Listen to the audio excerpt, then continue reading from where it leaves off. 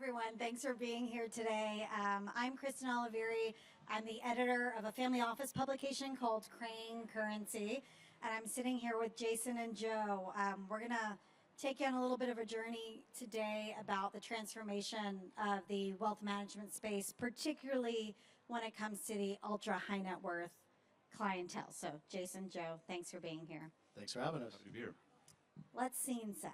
Okay, so I'd like to hear from both of you about what this family office landscape looks like today, and tell me a little bit about this maturation phase that's happened in the last 10 years. Yeah, so I've been in the family office space since 1999, and Lido Advisors came out of the family office space. We used to put on educational events for these families, and when I think back to the early days when we were servicing family offices, compared to where we are today, it's really the biggest change is the core competencies of the firms like MAI and Lido.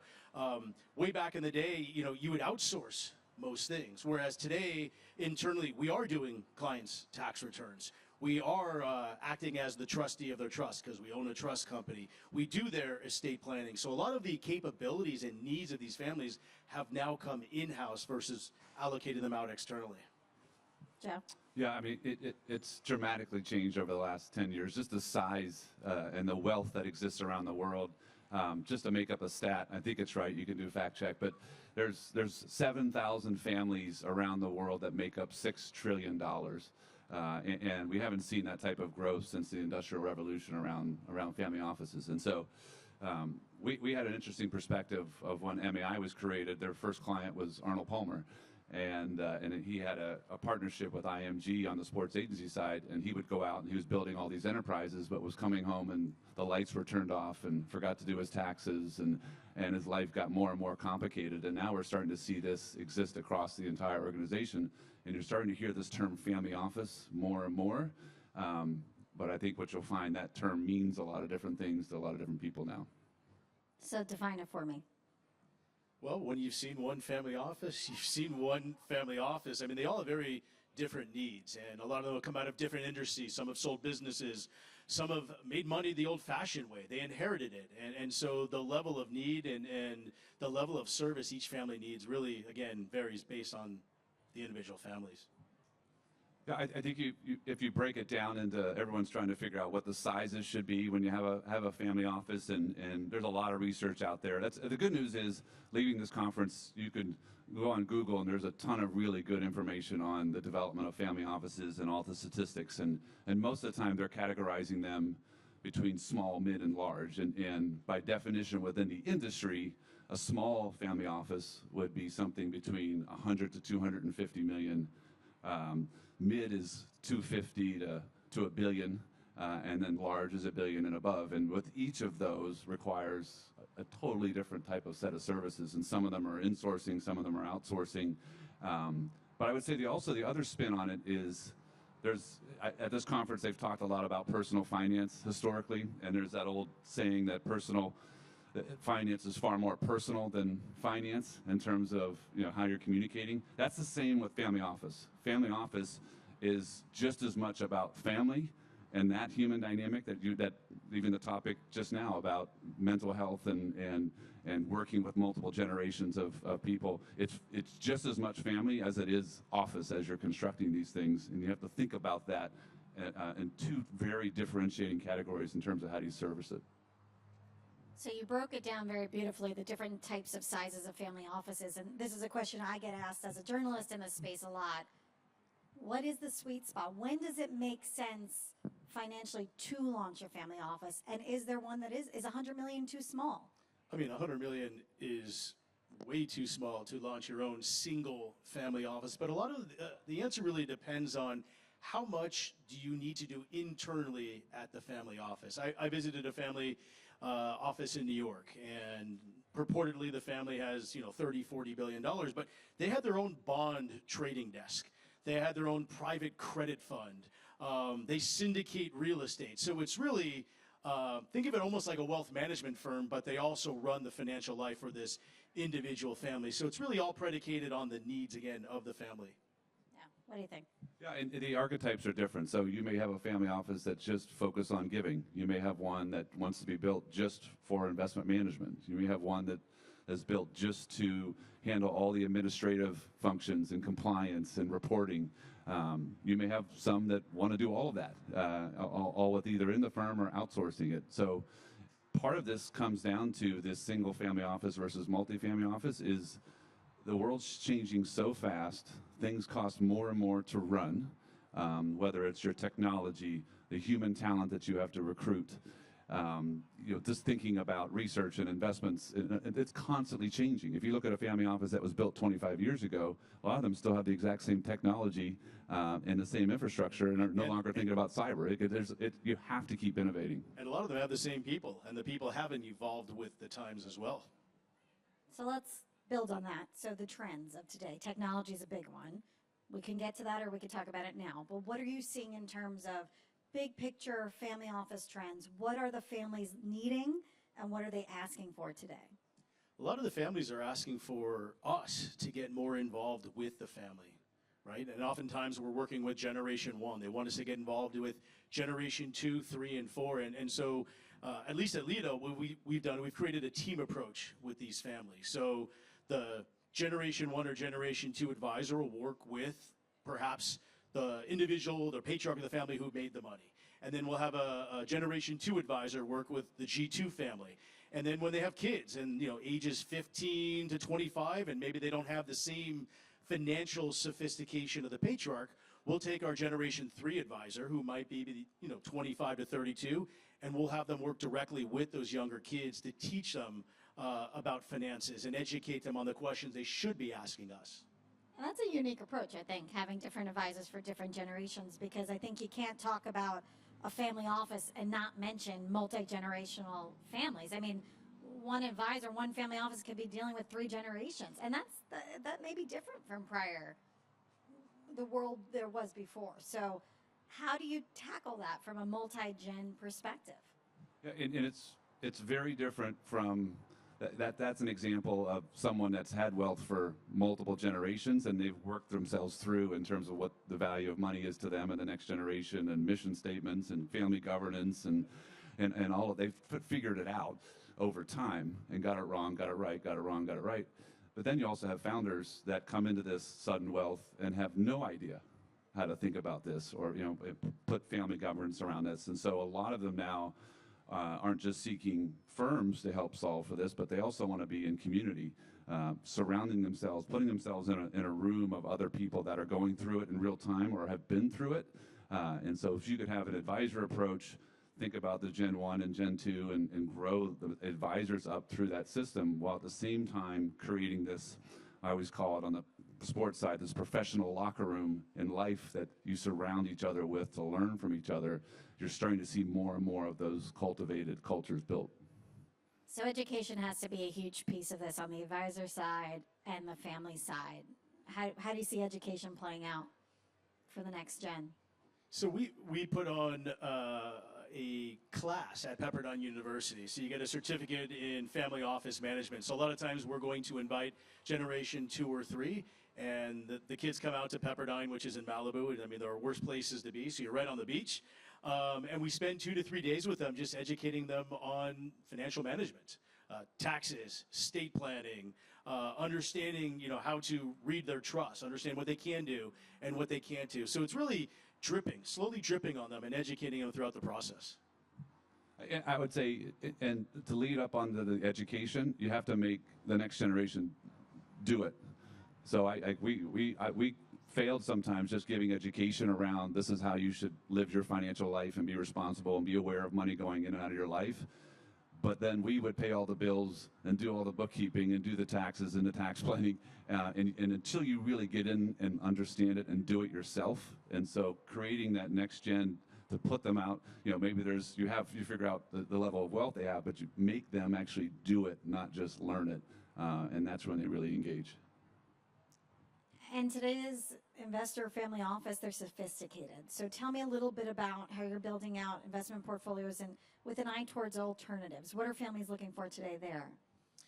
So I spend probably half my time on alternatives. And, with iCapital and Case, everyone here has access to a lot of the same investments, unlike probably what we saw 5 or 10 years ago. So a lot of the families, they're expecting us to go out and find bespoke, unique opportunities, whether that's investing in a single real estate deal where they get to partner up with another family office.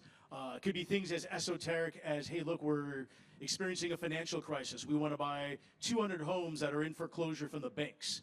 So the families are expecting things that are a lot more sophisticated and a lot more bespoke than just buying the BlackRock or Blackstone B-REIT or B-Cred like was done before.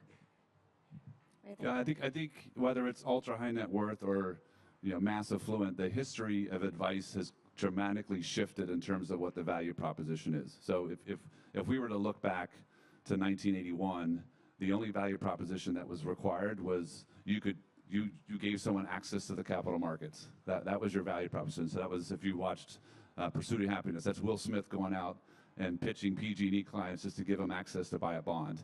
And then it became about alpha, like my research department was better than everybody else on the street because I could get access everywhere. And then it became about spending and income strategies for baby boomers. It was my Monte Carlo does 10,000 simulations. That person's only does 5. Mine's better. Everything shifts now, but it's very similar. It's almost like history kind of doesn't repeat itself, but it rhymes.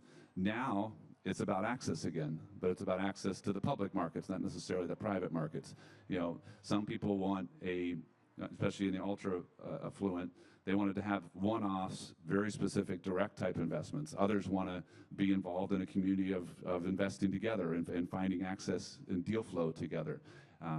The spending and income strategies now are not for retirement, it's for your entire life. And so these are services that you could start thinking about doing, whether you're meeting with someone with $10 million or $100 million or above. It's getting people to think about money going in and out of their life and how it relates to their investment plan, public or private, is they're universal principles, but it's a totally different value proposition that existed 20 years ago.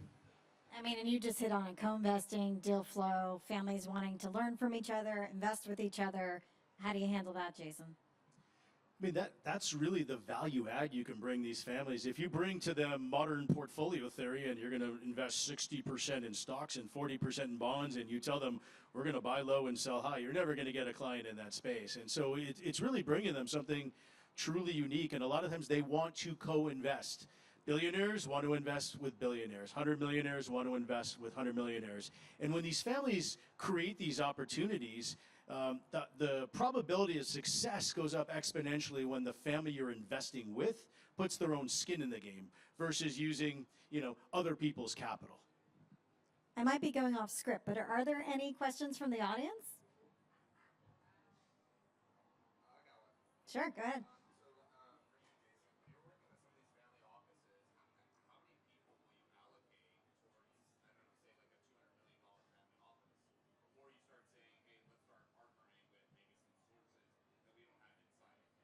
Yeah, the question was, when you're working with a $200 million family, how many people do you allocate within the organization to that individual family? So it really depends on how many generations we're dealing with. But typically speaking, we're going to have anywhere from 3 to 7 people on that one account. And it's usually, 2 partners, a couple of junior advisors, and then we call them PCS people, private client services.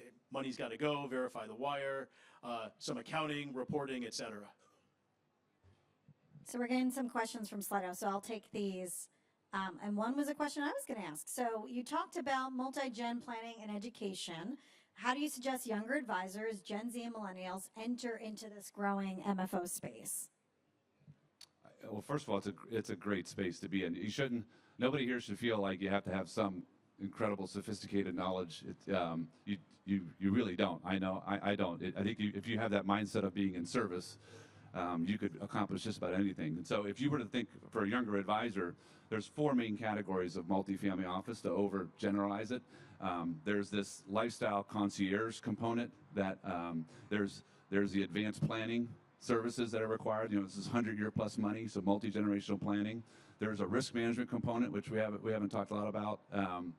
And then there's obviously the investment management. And so for younger advisors to get in and have access to all these different categories of service is extraordinary. So I would highly recommend, if you're seeking out multifamily offices early in your career, find a way where you can navigate through all four channels.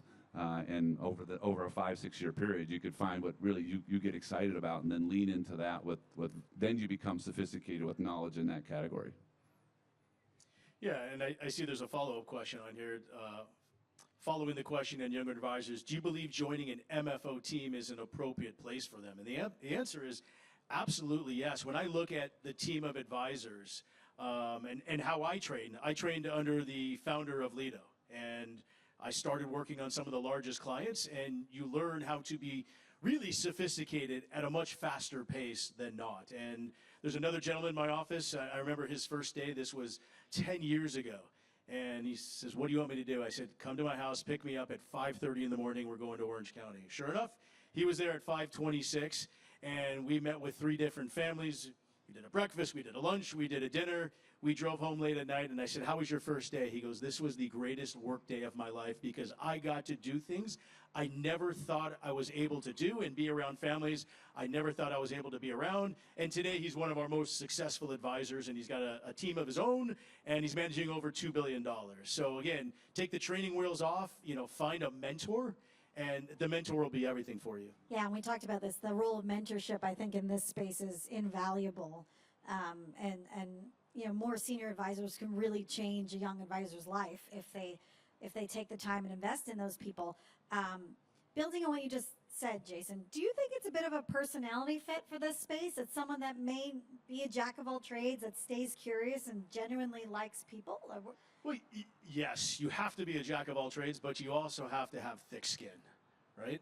You're dealing with a lot of very successful people with very unique, bespoke personalities, and there are times that they might not be having a good day, and if they're not having a good day, they might, take it on you. But you got to have thick skin when working with some of these families. What do you think, Joe? Yeah, one of the great gifts, we're talking about mentors, one of my first bosses gave me was this concept of people will get very emotional at some point. And the reality of it is when that happens and they're getting emotional with you, that we have to sit back and look at that as a big metaphoric hug, as if, like, thank you for choosing me to share some of my emotions and experiences and anxieties that I may have, because this is your chance now to just take it in and listen and embrace it, and that can be learned.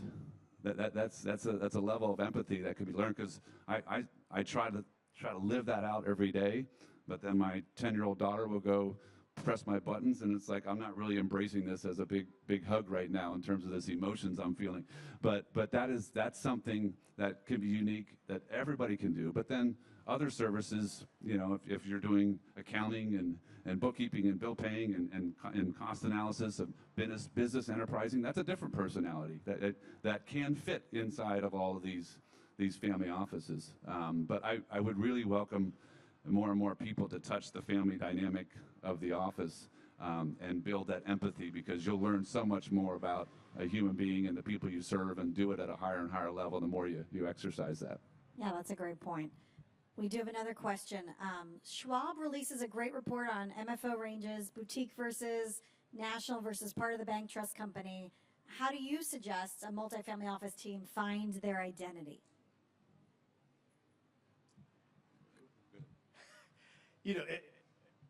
How does an MFO team find their identity? It just happens organically, right? You assemble the right team, you meet the right client, the client has specific needs, and the team just morphs into finding how to service that individualized client. And a lot of those same commonalities will work for the next client, but I don't think a team necessarily has to have an identity. They just need to be somewhat of a chameleon, because every family is going to be very different on their needs.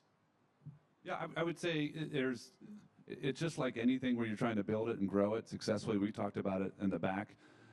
I would pick some specialties in terms of the markets that you're focusing on. Like at me, as an example, half of our business is in sports entertainment and half is in entrepreneurs and executives.